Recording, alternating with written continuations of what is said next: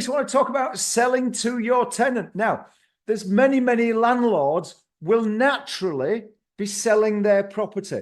So if you're thinking of selling your property in 2025, then I want to share with you why you should be having a conversation with your tenant and considering selling the property to them in the first place. Now, the main stumbling block I've found in these cases is that your tenant will say, well, that's great. Well, thank you so much for the opportunity because we see it as our home. However, here's the issue. We've got no deposit. And of course, you as a landlord, you rung them out of the blue. They weren't saving for a deposit. So why should they have a big chunk of money off to one side that they could use as a deposit? And that tends to be the real issue. But here's the thing. There's a number of lenders out there who will potentially look at any discount that you offer. Now, hold that thought because I'm going to talk about discounts in a second. And use that discount as if it was deposit. Now, let's put some numbers on this before you start going, oh, no, I want to sell it at market value. And if you still do at the end of it, fair enough. But here's the thing. Let's say the property is worth £100,000 for round figures.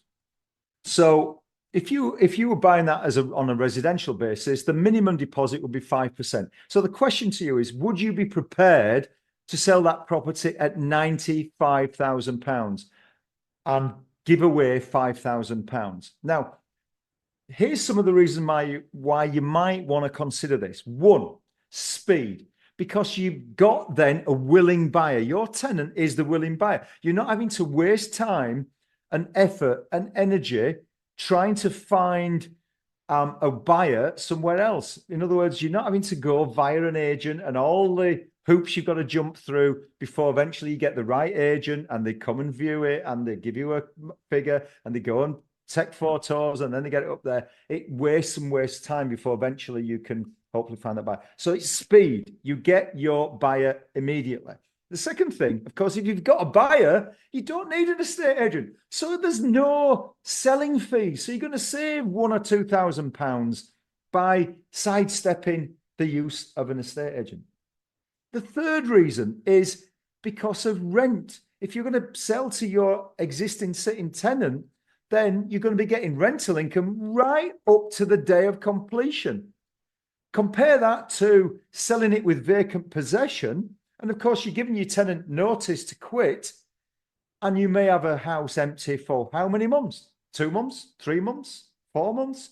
So you're going to miss out on all that rent if you sell with vacant possession. Because if you want to maximize the sale price, you really actually want to sell it with vacant possession. Because if you sell it with your tenant in situ, yes, you'll get your rental income right up to the day you sell the property. But selling a property with a tenant, unfortunately, doesn't really get the same value because you're selling to a lot smaller audience, a smaller market. So quite often, you'll be selling it at a discount anyway. And the final reason is, listen, landlords have got a heart. You and I know that we're not the evil monsters portrayed by some of the media out there.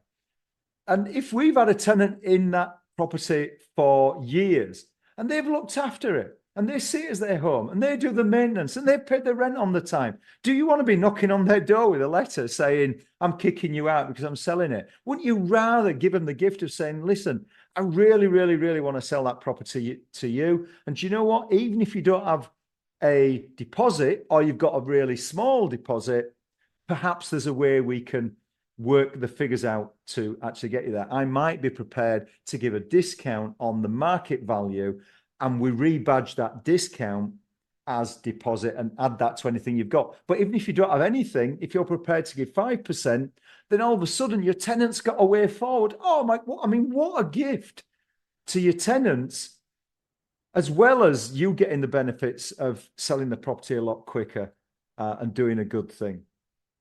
And even if the tenants have got, adverse, of course there's hoops to jump through.